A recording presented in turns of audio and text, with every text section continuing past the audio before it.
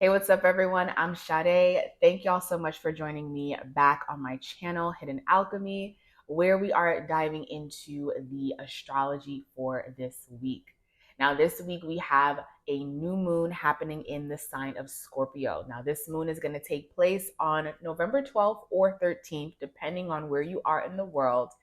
But as I usually say in my moon videos, you can expect to feel the energy of this moon shift days before the new moon stations or even days after. And especially if you are a person who is a Scorpio sun, moon, or rising, you can easily feel this energy shift the week that this moon should be moving into that sign.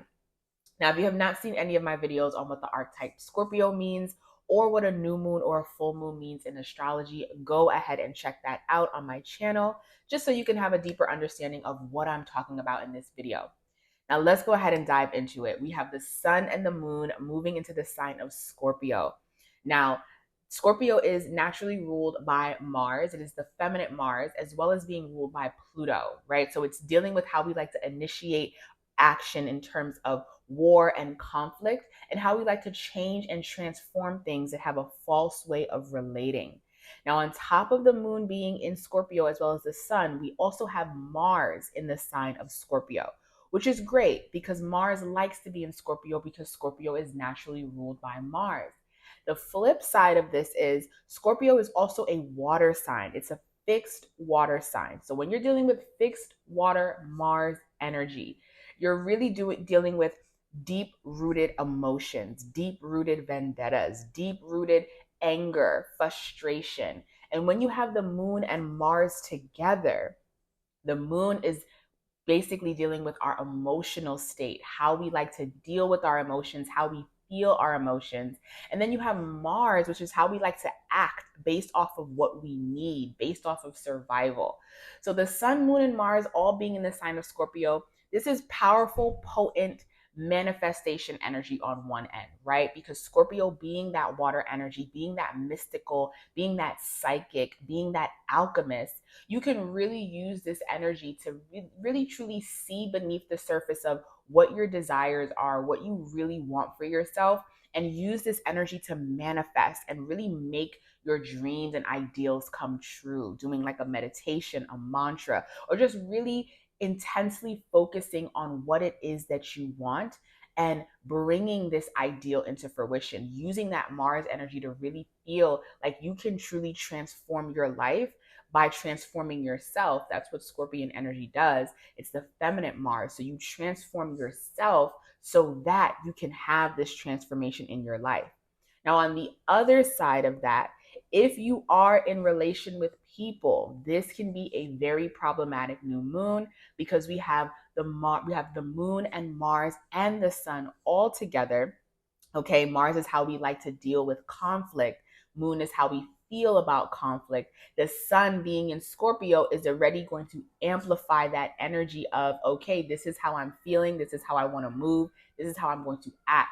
So there's a lot of Mars energy that we're working with right now.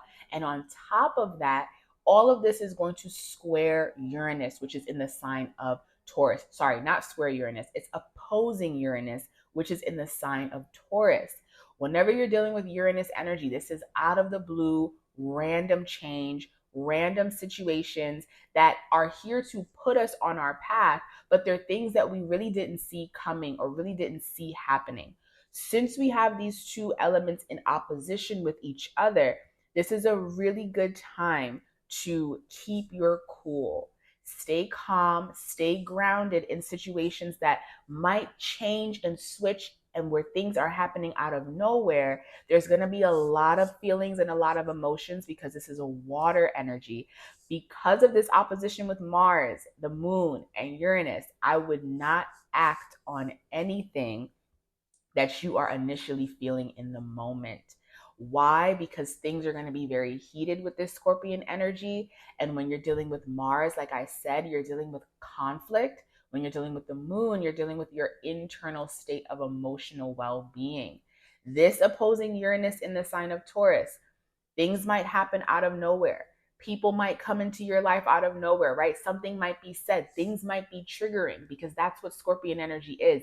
It's about the intention behind things, not necessarily what we see, but the things that we can't see that actually hold the greatest weight.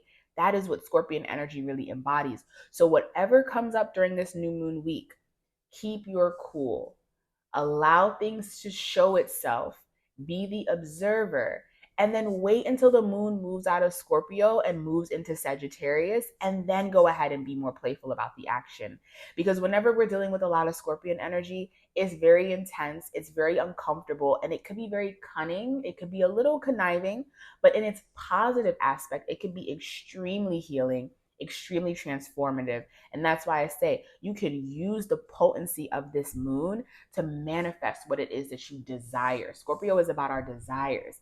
But if you want to use it in the darker aspect, it can really be conflict amongst people and dealing with things that we might have been hiding and keeping in the dark, that now that we have that Uranus opposition and the sun in Scorpio, oh no, that all of that is going to come to the surface, and all of those feelings that we have been hiding are going to come to the surface, and Mars is going to push us to act based off of what we have been feeling and what we have been hiding.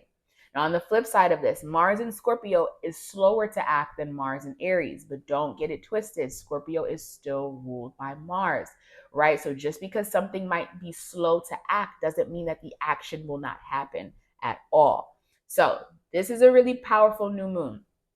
Keep your cool, keep your mouth shut, okay? Just be the observer of things and wait until this energy passes. Sit back, see what's coming up. And if you are going to use this energy, really use it to tap into your deep desires, your deep wants.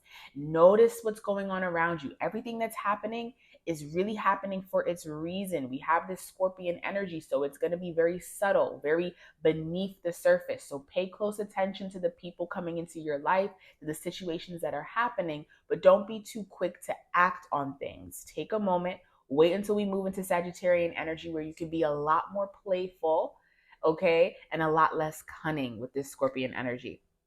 All right, everyone, feel free to let me know how this new moon has played out or is playing out in your life.